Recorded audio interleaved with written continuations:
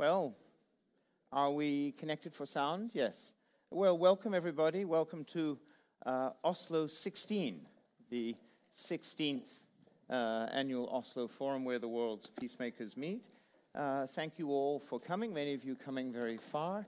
Thank you to the government of Norway, to Minister Ina Eriksen Søreide, our co-hosts. They haven't come so far, but none of this would be possible without them.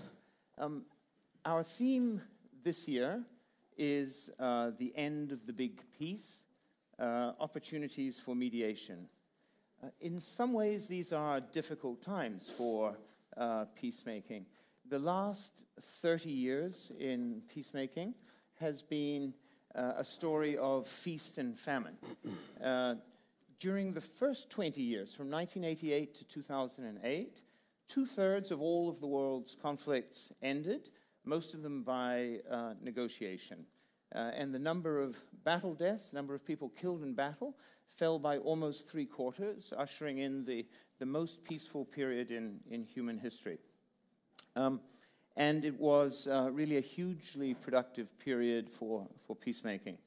In the last 10 years, however, since 2008 to 2018, there have been far fewer agreements, really only two major agreements, and hardly any agreements which have held, and the number of people killed in warfare has been rising again since 2010. So we need to look here at what's not working and try to draw the right lessons. We need to look at what does seem to be working. Are there lessons to be drawn from Mali and Colombia, the two processes which are major processes which are in implementation? What to make of the decision by ETA to hand over 4 tons of weapons and to unilaterally dissolve itself? What of the apparent resurrection of the peace process in the Philippines by the passage of the Bangsamoro basic law that everybody thought had at least gone to sleep? Can we see the seeds of something positive in the new approaches being tried in Libya? We have SRSG Salame with us here. What to make of the local agreements that seem to have produced results, at least in reducing violence from Sahel to Syria and Iraq and as far as Southeast Asia? And, of course, what are the prospects for a durable accommodation in the Korean Peninsula and what can be done to support? We have some visitors for you on that. So it's a lot this year, so we get straight on with it. Please note that the first 10 minutes of this session, including my 2 minutes, are live streamed to the press in another room. You're welcome to take pictures and tweet during that 10-minute period.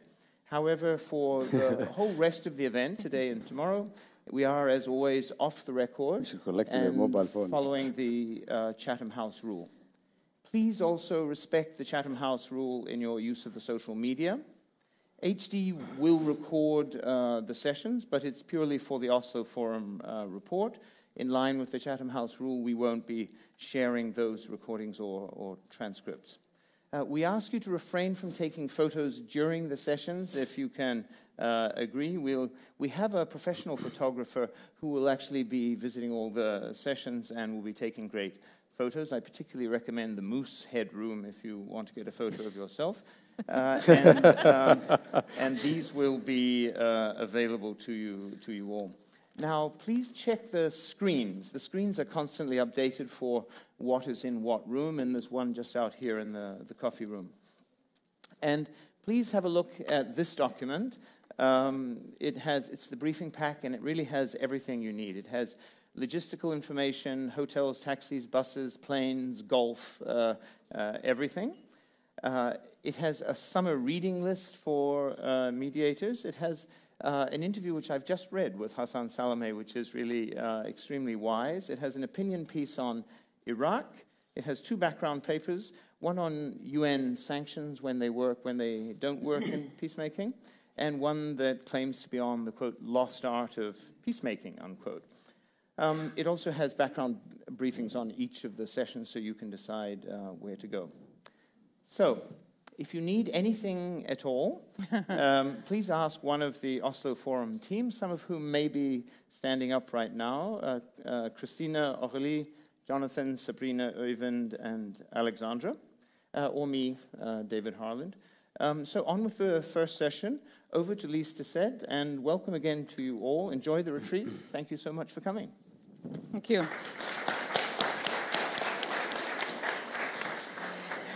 Thank you very much, David, and welcome to all of you. The opening session. Farewell to the big piece. Adios. Au revoir. Ma salame. Office. Where did the big piece go? As David's excellent paper points out, and I urge all of you to read it, we have gone from 2 peace deals a year in past decades to 2 deals in the decade just past. What has happened to peacemaking? Have those good old bad days of mediators behind closed doors doing the deal ended? In some ways, it's good that they did. Because as you know, the mediators at that table behind closed doors were almost exclusively men. And the door was closed to civil society. So in some ways, it's good that it's changing. But what do we hear now? In Syria, they do local deals. In Libya, they talk about local militias. And everywhere from Syria to Somalia, there are local proxies. Outside powers bring cash and conflict. There are wars within wars. Gentle people of the mediator world. Remember that phrase? 500 days of frustration and failure, 1 day of success? It risks turning into 5,000 days of failure with no sign of success. Ladies and gentlemen, it is not just your success, but your sanity which is at stake. This Oslo Forum matters. Please make it count. We start today with this existential crisis for diplomacy with 3 great diplomats. First of all, Antonio Guterres, the world's uber diplomat. Now, I say uber in the old way, which of course is a super diplomat. But I also say uber because when he came to office, you'll all remember, he promised a surge in diplomacy. So where is he taking all of us? And then to our host, the Excellency, the Foreign Minister of Norway, her first Oslo Forum. Welcome, Ine Eriksen Søreide. And she is the first Foreign Minister in Norway, leaving the Ministry of Defense to battle now so that men and women will be at the table. Now, I'm the BBC. I'm going to tell you something. I heard a rumor that the Norwegian Prime Minister, also female, wanted to attend. The Norwegian Prime Minister. But I said, no, we already have a Norwegian Prime Minister who's a part of this thing. And we said, none is enough. And in fact, we can't have 2 Norwegians at the opening session. So Hassan Ali Kheyre has decided to leave aside his Norwegian passport. He is proudly here bearing his Somali one. Suduan. And I think, ladies and gentlemen, you would agree he has the toughest of tasks. More than a quarter century of conflict, and now battling for reconciliation. And we have all of you. Ladies and gentlemen, we need new ways to resolve old wars. And please, 1325 is almost ancient history now. It is nearly 20 years.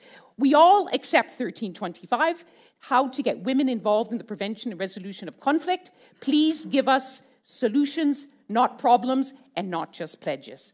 But let us begin. Ladies and gentlemen, we have 9 minutes for you.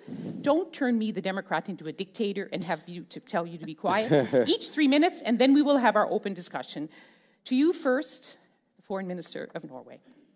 Well, thank you, Liz. And first of all, I would just like to say thank you to all of you who have come here. This is, I think, one of our records in the number of people, and I'm also especially glad that Antonio and Hassan also is here. I think this contributes to a very good Oslo Forum even before we have started. And all of you have a role in the forum, and I urge you all to participate actively, as I know you will, because you are here for a reason, all of you. And you are especially invited, all of you, and that is also something that we will see throughout the forum. I could always start with a bit of a problem, if I may, Liz, before you turn into a dictator. I think that what we see today is a mixture of different things that are worrying trends. We see the number of conflicts rise. We see the complexity of conflicts being more intense. We see proxy conflicts, and we also see that the number of displaced people has not been higher since the Second World War. And all of these things mixed together, of course, gives mediation both an important role, but also increases the difficulty. In many ways, I think we can say that just now, where we used to think that what we were mediating was a lasting peace, we now also mediate in order to make sure that the conflict doesn't escalate and to make sure that we save lives, not necessarily to find the kind of the final political solution, which of course gives the mediation landscape a bit of a different touch to it. I fully agree with Antonio when he talks about the surge in diplomacy, and I think the figures are staggering. When we look at how much money we spend in preventing conflicts, it's around $1 billion. If we see how much money we spend in dealing with the results of conflict, it's about $7 billion.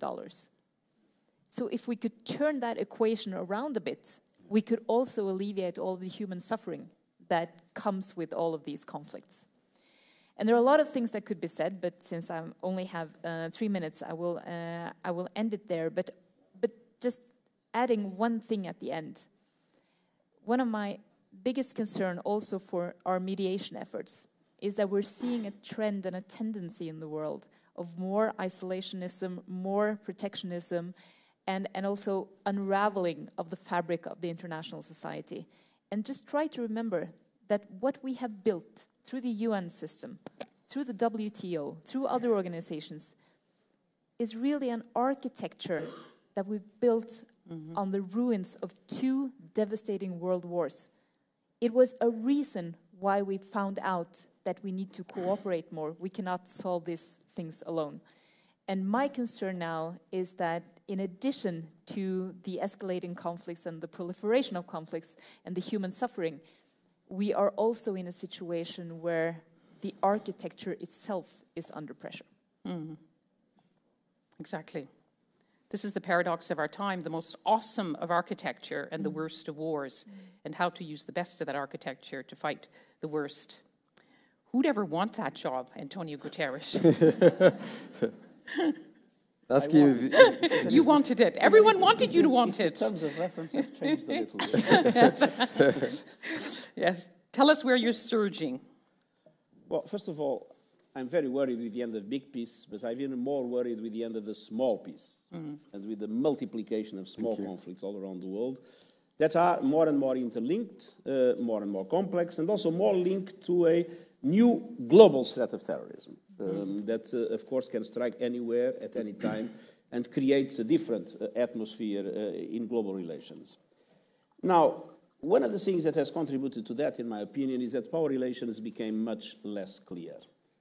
The world is no longer bipolar or unipolar, but it's not yet multipolar. It's relatively chaotic, and unpredictability and impunity are the name of the game. And so we see different actors acting in different circumstances in a way related to the fact that we have very, very weak multilateral governance institutions, and we have a tendency to less and less respect the rule of law, or less and less respect rules in international relations. Now, this makes, in my opinion, mediation more important than ever. But with one clear perspective, it's less and less only formal mediation. It's more and more the combination of formal mediation with the so-called track 2, which means mediation behind the scenes, but more important than ever, due to the complexity and decentralization of things, the mediation at grassroots levels, the mediation within communities to strengthen cohesion, to strengthen inclusion, to strengthen reconciliation in the different aspects of communities and groups of communities. And in that regard, as it was told, the whole of women is essential. But we are far. I'll just give you an example. I have appointed as special envoys or special representatives or deputies, since I started, 13 women and 11 men. But even with these appointments, we still have 63% of men in these functions. And when we go down into different levels and strata of mediation, we see that there is a dramatic lack of women. But women are the great peace builders. Women are an essential factor of cohesion in societies. Women are an essential factor of stability within societies. And so the investment in creating the role of women in all levels of governance, but also in particular of mediation, is, in my opinion, absolutely crucial if you want to have more small peace and, in the end, hopefully, some big peace. Good. Very good start. Your Excellency, Hassan Yes. Al-Kheyre, you've heard two broad overarching themes. Wars are getting worse, but we still have to use our architecture. Antonio Guterres emphasizing the need to involve men and women. Mediation more important than ever. You've come from a country which needs all of this and more. Thank you. I'm from Somalia, so I will save my time for the Chatham House rule, so that the first 9 minutes is for them. I think that would You work are the well. uber diplomat. Exactly. No, we live in an increasingly interlinked world, and the question we ask ourselves is that in today's conflicts and crises that we see around the globe, how much is it of internal or external influences crisis? And secondly, how much are we investing in local solutions and preventing these kinds of crises? And the third element is, are the current world structures, world institutions, multilateral system that we have, are they catering enough for the problems that we have, including the challenges that the Secretary General faces? So the world in a stage where we are openly discussing the challenges we have and the solutions that are meant for these challenges. In the case of preventing crisis, I don't think the world is investing enough. And secondly, I don't think we have contextualized the solutions that we need. It depends on what resources are we putting in place, what government systems are we putting in place, how are we making reforms real so that people around the world feel that the inclusive growth or economy are felt by nations, by communities, and by individuals. So we are in a new era where I think we need to come back to the diplomatic table again and start talking and talking different. And finally, you have this major issue of migration, which is, I think, very important, as the Secretary General put it earlier, which is part of the crisis that the world faces. And migration is not a crime, nor is it a weakness, but it's a challenge that the world faces that we collectively need to solve and come out from the protectionism developments that we've seen. And I am a living example for a migration. For close to 30 years ago, if the Norwegians didn't have the big heart they have and opened the doors of opportunity for me, I wouldn't be standing here. So it is a resource in itself that the world needs to utilize. And those who understand earlier are those who are going to be the leaders of tomorrow. Thank you. Thank you very much. Thank you. And I think now we're going to turn to the end of the opening statements. Yeah, good. Very important points, which reminds us, if we need it reminding, that the process of peacemaking is